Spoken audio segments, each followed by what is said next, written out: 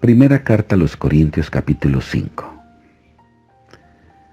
Corintio era una ciudad sumamente inmoral. Desafortunadamente la iglesia estaba cayendo en ciertas situaciones que estaban siendo hasta permitidas por los mismos miembros de la iglesia en Corintio, cosa que Pablo comienza a corregir. Él se da cuenta a través de testimonio de personas lo que estaba pasando en la iglesia de Corintio, y que esta serie de exhortaciones van a servir para el tiempo presente. Por eso vamos a ver un caso de inmoralidad juzgado. De cierto se oye que hay entre vosotros fornicación, y tal fornicación cual ni aún se nombra entre los gentiles, porque ni siquiera los gentiles estaban haciendo cosas que no les eran permitido, tanto que alguno tiene la mujer de su padre, es decir, que se estaba acostando con su madrastra. Y vosotros estáis envanecidos. ¿No deberías más bien haberlos lamentado para que fuese quitado de entre medio de vosotros al que cometió tal acción?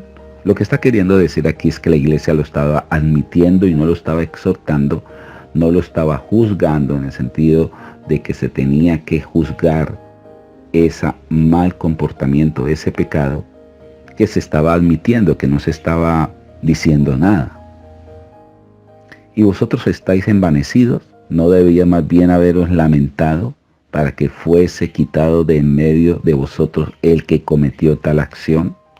Ciertamente yo, dice Pablo, como ausente en cuerpo, si es cierto que yo estoy ausente en cuerpo, pero presente en espíritu, ya como presente he juzgado al que tal cosa ha hecho.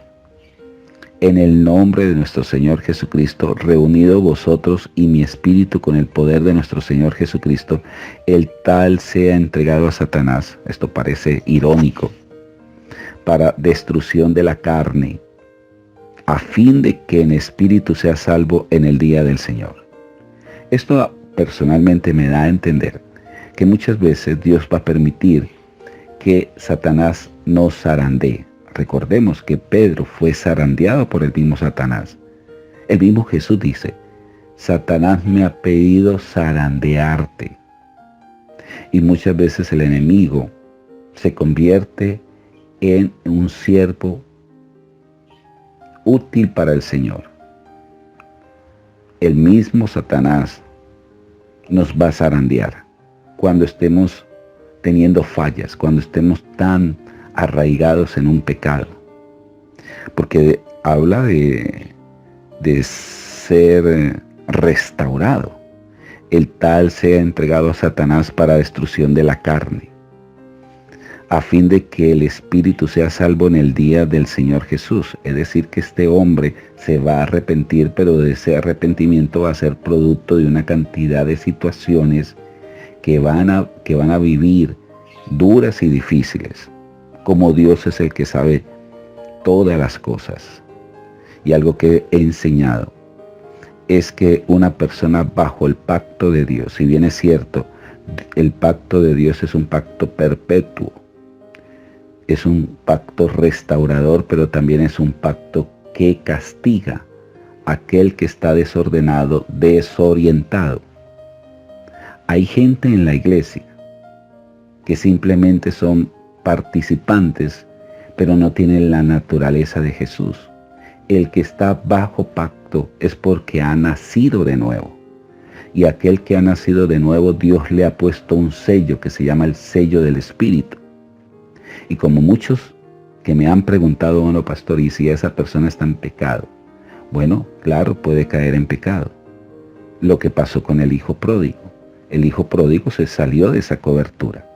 Pero Dios mismo se encargará de redarguirlo, de castigarlo, de azotarlo, para volverlo a traer a su redil. Es lo que yo veo aquí. Veo una restauración.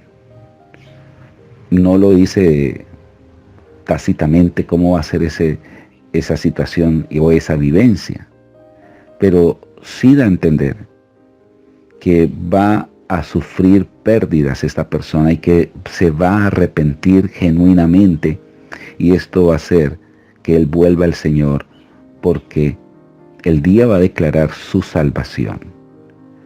Verso 6 dice, no es bueno vuestra jactancia. Cuando dice no es buena vuestra jactancia, lo que está queriendo decir, no es bueno que ustedes pasen por alto esta situación. ¿No sabéis que un poco de levadura leuda toda la masa? El pecado es eso. El pecado, si uno permite un área, una situación, esto va a comenzar a contaminar toda la masa. Por eso el apóstol Pablo dice, límpiese pues de la vieja levadura para que seáis nueva masa, sin levadura como sois, porque nuestra Pascua, que es Cristo, ya fue sacrificada por nosotros. Esa palabra Pascua significa pasar por encima de. Por esa razón nosotros tenemos al Cordero Pascual. Esa sangre preciosa nos limpió. Esa sangre es el pacto, ese nuevo pacto que ha hecho que nosotros seamos guardados. Así que celebremos pues la fiesta no con la vieja levadura, por eso los judíos celebraban por 7 días que no pueden tener ninguna levadura en su casa, y la levadura que es sinónimo de pecado. Dice aquí, limpiémonos de esa levadura. Ni con levadura de la malicia ni de maldad, sino con panes sin levadura, de sinceridad y de verdad. Os he escrito por carta que no os juntéis con los fornicarios. No absolutamente con los fornicarios de este mundo, o con los ávaros, o con los ladrones, o con los idólatras, pues en tal caso sería necesario salir del mundo. Más bien os escribí que no os juntéis con ninguno que llamándose hermano fuese fornicario. Aquí lo que está queriendo es que no estoy diciendo que no se junte con los fornicarios de afuera, los que no conocen del Señor, que a ellos son los que hay que ganar. Estoy hablando que no se junten con aquellos, que no enlacen amistades con aquellos que conocen del Señor, pero que siguen fornicando, que siguen con avaricias, que se siguen emborrachando, que son ladrones. Con el tal ni aun comáis, porque ¿qué razón tendría yo para juzgar a los que están fuera? No juzguéis vosotros a los que están dentro, porque a los que están fuera Dios los juzgará. Quitad pues a ese perverso entre vosotros. Amigo y amiga, hemos aprendido muchísimo con este capítulo 5. Y recordemos que su infinita gracia es muy amplia. Es una gracia vivificante, salvadora, pero también es una gracia que azota y castiga a aquel que está en perversidad. Muchas bendiciones.